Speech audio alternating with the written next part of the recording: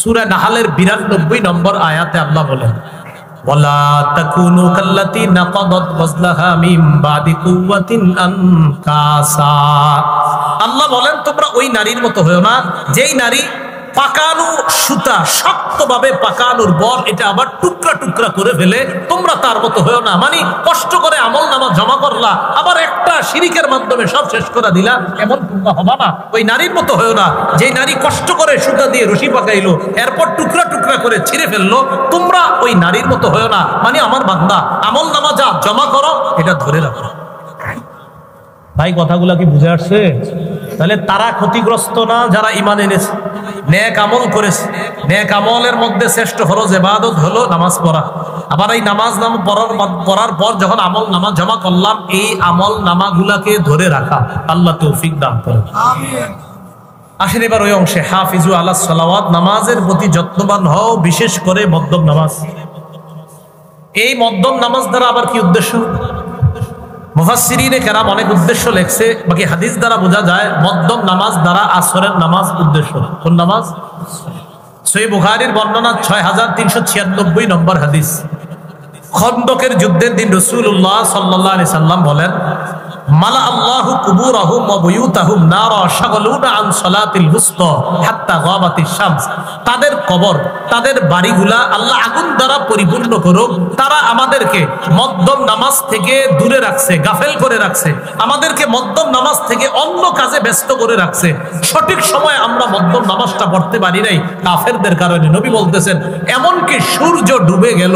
আচ্ছা বলেন তো কোন নামাজ পড়ার পর সূর্য ডুবে? তাহলে হাদিস দ্বারা বোঝা যায় এটা আসরের নামাজ। নামাজ মধ্যম নামাজ আসরের নামাজ। আর আসরের নামাজের গুরুত্ব তো বললাম। সহিহ বুখারীর 552 নম্বর হাদিস, রাসূলুল্লাহ সাল্লাল্লাহু আলাইহি সাল্লাম বলেন, আল্লাযী তাফুতুহু সালাতুল আসর ফাকাআন্নামা যুতিরা মালুহু ওয়া আহলুহু। কোন ব্যক্তির যদি আসরের নামাজ ছুটে যায়, কেমন যেন তার ধন সম্পদ সন্তান সব ধ্বংস হয়ে যায়। আগামীকাল আসর পড়ার পর চা দোকানের সামনে যাবেন, যাওয়ার পর একজনে বলবেন, কি আব্দুর রহমান আসর নামাজ পড়ছো? না পড়ি নাই। পড়বা না? কাপড়টা ভালো না। যেটা আমাদের দেশে বলে কাপড়, প্রত্যেক দিন এর কাপড় ভালো না। যতবার নামাজের কথা বলবেন এতবার কয় আমার কাপড়। একদিন বলবেন তোমার কাপড় যেদিন ভালো থাকে ওই দিন আমারে ফোন করে জানায়। কাপড় ভালো না বলে প্রত্যেকদিন তা আপনি বলবেন আব্দুর রহিম আসর পড়ছো? না পড়ি নাই। পড়বা না? ভাই কাপড়টা ভালো না।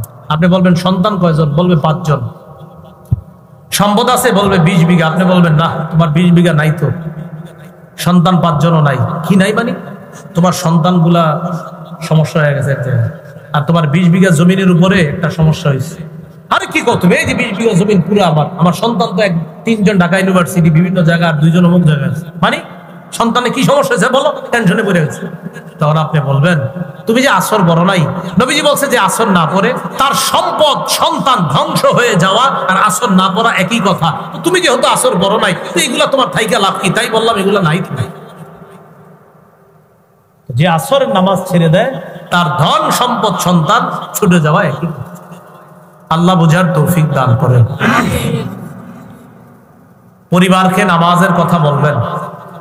দোকানদার যারা, তাদেরকে নামাজের কথা দাওয়াত দেন। দোকানদারকে বলেন ভাই নামাজের সময় শাটারটা লাগায় মসজিদে যাও। আল্লাহ বলেন ওয়ামুর আহলাকা বিসসালাত। নবী আপনি আপনার পরিবারকে নামাজের কথা বলেন। দেখেন একটু পরে আল্লাহ বলতেছেন লা নাসআলুকা রিজকা।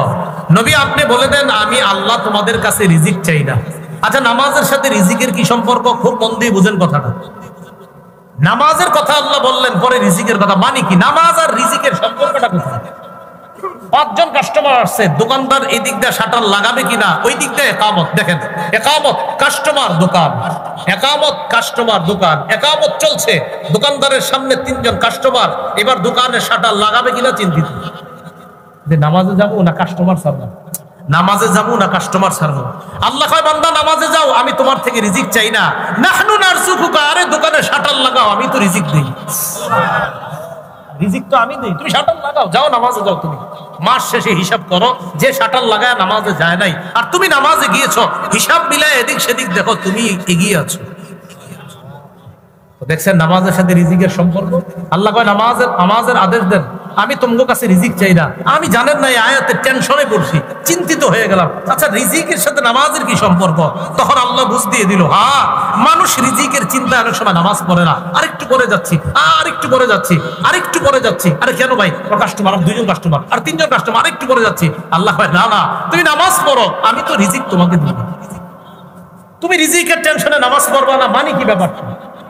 আল্লাহ কথাগুলা বুঝার তৌফিক দান করেন।